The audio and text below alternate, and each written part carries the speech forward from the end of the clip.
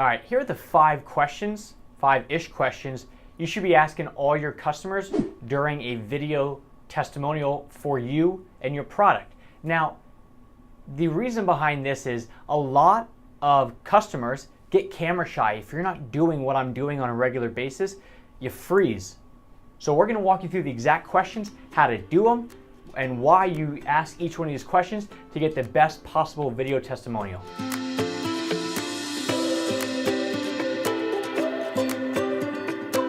All right, so here's what we got going on. 5 basic questions you should be asking all your customers as soon as you're done with their project. Why video testimonials, you ask? Perfect question. Video as a whole, they predict to be about 80% of the total traffic on the internet by 2020. One more time. By the end of 2020, Cisco, the company, not the singer, predicts that video will be 80% of what people are using the internet for at the end of 2020. So video is not going anywhere, all right? Video testimonials from clients are a perfect way to capture that 80% of what people are doing on the internet, plus all the emotion of them being happy that they hired you. Anybody can put up on their own website customer testimonials where they just write it. Like, there's so much, you can fake it as much as you want. You can write fake reviews, but you can't really do fake video testimonials. Yes, you could hire somebody else, but most part, you're not gonna do that. So you need to get video testimonials to show credibility. Plus, I mean, how emotional is it? Like, shoot, my dad's company, he's a pond builder. Whenever they plug the waterfall in and the customer is there, like 40% of the time they cry because it's like overwhelming for them. So imagine right as soon as they cry, you then sit them down and say, could you talk about the process and what it's like working with us? And if you're gonna have somebody who's crying because of how wonderful the whole experience has been, think of what that's gonna do for your business, right?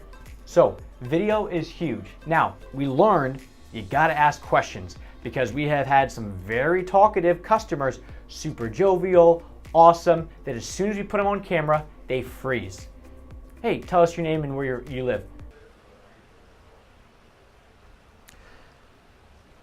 And that's literally what happens. So we had to come up with set questions to actually do this interview style. So what you'll need is we do this all on iPhones. We're using a normal camera right now just because we got it, but we did every single video testimonial that's on any of our clients' websites or YouTube channels using an iPhone, a tripod, and then a mic. All right, that's it. 3 things: iPhone or smartphone, tripod, mic. When you do this, you're gonna ask them interview style, which we're gonna run through a mock interview after this, but let me run down the questions first. So first, who and where? Do us a favor. When you talk to me, tell me your name and tell me where you live. All right, very basic, but at least sets it up to give a name and a location to the person. And if you're lucky, the person, potential customer who's watching your video testimonial may be a neighbor. Oh shoot, Debbie is right down the street from me. All right, and that creates a neighborhood feel to your company. All right, if they know that you've been working in their neighborhood or their area, it's gonna help a hell of a lot more than somebody who is way on the other side of town or somebody where they don't even know where they live. All right, so it creates a neighborhood effect. Problem solved. And the next thing you're gonna do is you're gonna say, you know, do us a favor, like what problem did you bring us out here to solve? And externally, they're gonna say, well, I brought you in here to remodel my kitchen. Internally, why? Why did you want to remodel your kitchen? Because if I'm a customer that just had my kitchen remodeled, it's most likely not, you know, my problem's not really like, oh, I just didn't like the look of my kitchen. There is some internal deep down problem, whether I'm embarrassed by my kitchen right now, or it's too small, or it doesn't function the way that I want it to, or it's outdated or dangerous. Whatever my reason is and my deep down issue with my current kitchen is, if I can portray that and get that across to potential customers, then if they're having the same problem, then they know, oh wow, this contractor can fix my problem too. All right, so what you're doing is you're having people talk about the problem they have deep down, not the symptom, which could be they just want a new kitchen. All right, so you're gonna ask them, you know, what problem do we come out and fix? And they're gonna say, oh, you know, you redid my kitchen, you built me a home, you mowed my lawn, and then you say, great, why did you want this done? And they're gonna spill, especially if they're an emotional person, they're gonna talk about why they're actually having the service done, and their why is gonna get other people to say that's my why as well and get them to buy from you. Next question, why us? Initially and after the meeting. So why us meaning, what made you hire Logan's Remodeling Company? Well, like initially, well, I went online, I read all your reviews, they looked fantastic, so I figured I'd give you a call, all right? So what that's gonna do is, if somebody says, oh, I read all your reviews, the potential customer is gonna then go and read all the reviews. And if the reviews made one person buy, what do you think it's gonna do for the other person? So they're gonna talk about why you, all right? And that journey that person went on to hire you, the next person is gonna go on that same journey. And then why us after the meeting? What did we do when we spoke to get you to trust us enough with your project? Oh, you seem really knowledgeable, you knew the process, you just understood my vision, you listened to me. All these reasons, again, is just like this internal problem, all right? Well, like the trust thing is huge because you're not gonna hire somebody you don't trust. And after the meeting part, you're gonna ask them, what did we do to get you to trust us enough with this project? And that is, this, of all these things, is gonna sell you to a customer. Next one, your experience. Tell us about your experience with us. Not the product, but the overall, what's it like working with me? Yes, your product has to be good as a contractor, especially if you are in like the artist side of things, like a remodeling company or like renovation of some sort. It's a little bit different if you're painting or electrician, because it's not, the wires behind the walls aren't that sexy, sorry. But if you're doing something that has some sort of artistry in it, it's gotta look good, but the experience is huge. Homeowners are inviting you into their home for, if you're a remodeling company, months, or like at least several weeks. That's where they wake up in the morning, they spend time with family, they eat, it's everything. So you're in the most intimate place of their entire life. That experience better be awesome. So if you have a client that's happy with the experience of you, whether it's you have awesome communication, or you cleaned up after yourself, after every single day on the job, they're gonna sing your praises for you. Because it's kind of hard as a contractor to go, well, you should pick me because I communicate and I'm awesome and I clean up. Every contractor can say that, but if you have a third-party testimonial from a client saying that, you're golden. Anything unexpected. Here's kind of a curveball. People are gonna go, well, why would you ask if something happened or if there was an obstacle you gotta overcome? Contractors are problem solvers, right? Nobody wants a straight hero to step in and save the day every time, all right? If you can show that a curveball came at you and you figured out how to still hit it, people are gonna love you because they're gonna think that their home is specific. Oh, well, my home is like theirs, but a little bit different. If you can show that you actually know how to solve problems that may be unexpected, that stuff helps, all right? So don't be afraid of having them talk about like, yeah, when they were digging in my yard, there was a ton of roots, so it delayed us by a day, but outside of that, it was good. It's okay. Nobody's gonna not hire you because you took one extra day because there were some hidden roots in the ground, all right? Finally, how is your problem fixed and how does that affect your life? Meaning, okay, you got this new kitchen. Tell us about how that's gonna affect your day-to-day. Well, in this new kitchen, we can cook.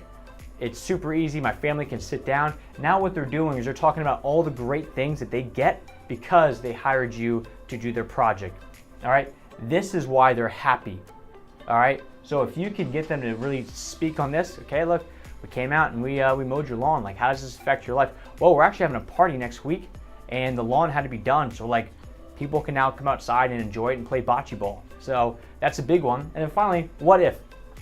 What if we didn't come out? What would be the situation if it wasn't us doing your project? And you don't necessarily want to say, what if you hired somebody else, but it's more of like, what if you didn't hire us, right? And then let them take it, whether it's I'd hire somebody else who I may not have trusted, or the grass would still be really long and we couldn't go outside. So let them talk about the negative, all right? It's kind of like in any story or an action story, if the main character achieves the end goal, that's great, but if there's no consequence, then the end goal is not that great. So there needs to be a consequence of not hiring you.